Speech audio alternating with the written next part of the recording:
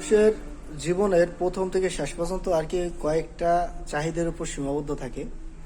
সেগুলোর মধ্যে প্রথমটা হচ্ছে যে মানুষের শিক্ষা গ্রহণ করাটা। আর কি মানুষ চায় প্রথমে তার ইচ্ছা থাকে যে শিক্ষাটা গ্রহণ করা এবং যথাসম্ভব যতটুকু সম্ভব শিক্ষাটা চালিয়ে যাওয়া। তারপর আপনার টাকা পয়সা ইনকামের একটা বিষয় আছে, টাকা পয়সা ইনকাম।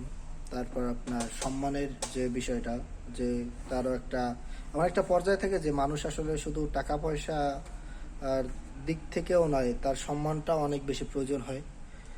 তারপর শেষ একদম লাস্ট টাইম ফিনিশড, যে আপনার শেষ বয়সে একদম বৃদ্ধ বয়সে তার একজন হাত ধরা সঙ্গীর প্রয়োজন হয়। এটা মানুষের আর কি বেসিক নিড অফ হিউম্যান এখন বলা চলে আর কি, যে কয়েকটি বিষয়ের উপর আর কি থাকে।